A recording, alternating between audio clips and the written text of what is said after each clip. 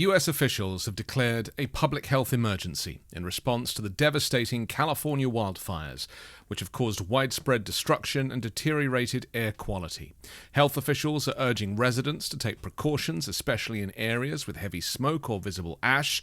For those who must spend extended periods outdoors in affected areas, wearing N95 or P100 masks is strongly recommended to reduce exposure to harmful particles.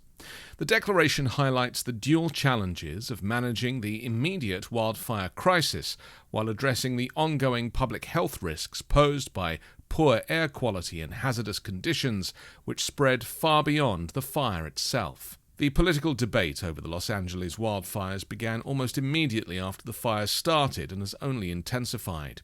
Disgraced former President Trump, who is set to begin his second term on January 20, referenced his earlier criticism of California's forest management.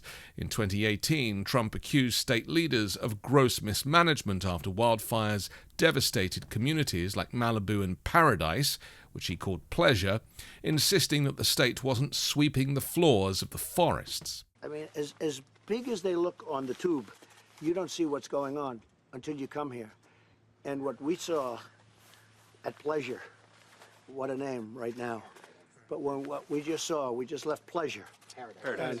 For Paradise. At the time, Gavin Newsom defended California's wildfire prevention measures while rebuking the federal government for insufficient support. "You don't believe in climate change. You are excused from this conversation," Newsom posted in relation to Trump's comments. Trump recently renewed his criticisms, falsely accusing California's Democratic leadership of prioritizing environmental policies such as water conservation efforts and the protection of fish over effective fire prevention measures. Despite these past disputes, Gavin Newsom sought to focus on unity during the current crisis. On Friday, he invited Trump to visit affected areas, meet with first responders, and connect with Americans impacted by the devastation. "In the spirit of this great country, we must not politicize human tragedy or spread disinformation," Newsom wrote in a letter to Trump. "Hundreds of thousands of Americans displaced from their homes deserve to see us working together to ensure a swift recovery and rebuild."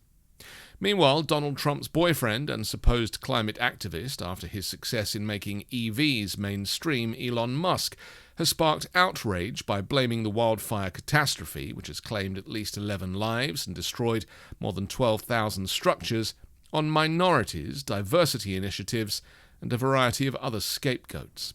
Musk's commentary, however, notably excludes any mention of the climate crisis, a key factor that experts widely agree is exacerbating the frequency and intensity of wildfires. Musk's remarks, including inflammatory claims about diversity, equity, and inclusion policies, have drawn criticism for deflecting attention from the systemic and environmental issues fueling these disasters. By focusing on divisive rhetoric, critics argue that Musk and other right-wing figures are detracting from meaningful conversations about climate change, disaster preparedness, and long-term solutions to mitigate wildfire risks. As communities reel from the devastation, the need for collaborative action and evidence-based solutions has never been more urgent. However, the ongoing politicization of the tragedy risks hindering progress and perpetuating harmful narratives. On Wednesday, Elon Musk made a controversial claim about the Los Angeles Fire Department. He alleged the LAFD prioritized DEI over saving lives and homes. For days, he's continued to post inflammatory remarks, including assertions like DEI means people die, and insinuations that the outcome of the firefighting efforts would have been different if the fire chief weren't a woman. Musk's comments have fueled a broader narrative among right-wing figures who have attempted to tie the wildfires to so-called wokeness. Donald Trump Jr., for instance, joined the fray with sarcastic remarks about DEI policies. Meanwhile, conservative actor James Woods and former Fox News host Megyn Kelly have criticized the fire department for promoting diversity, falsely suggesting such initiatives undermine operational efficiency.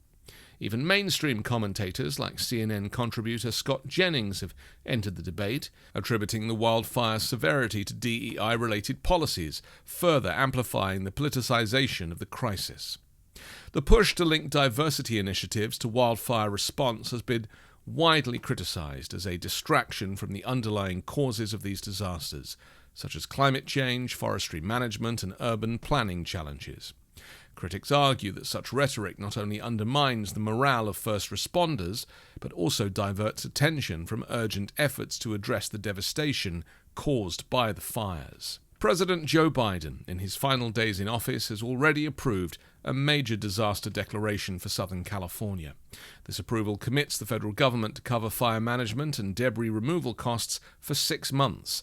However, future federal aid will soon be determined by Trump and a Republican-led regime. Gavin Newsom expressed gratitude for Biden's support, calling it a strong indication of the partnership California needs and appreciates with any federal administration.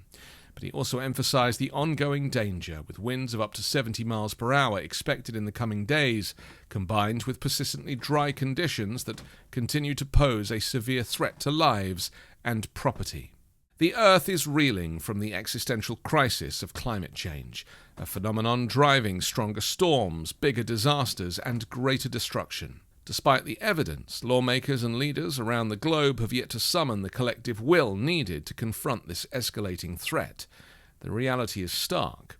The Earth's natural systems have been disrupted by an atmosphere burdened with greenhouse gases. This imbalance won't be corrected through political squabbling. Addressing it demands a foundational step, acknowledging and understanding the science. Only then can we craft policies and implement measures that reduce the likelihood of future crises and mitigate the devastation when they inevitably occur. Decades of research have shown that climate change fuels wildfires. Rising temperatures exacerbate droughts, dry out vegetation, and intensify lightning storms, all of which contribute to increasingly uncontrollable blazes. In a warming world, wildfires are no longer an anomaly, but a predictable consequence of human-driven environmental change.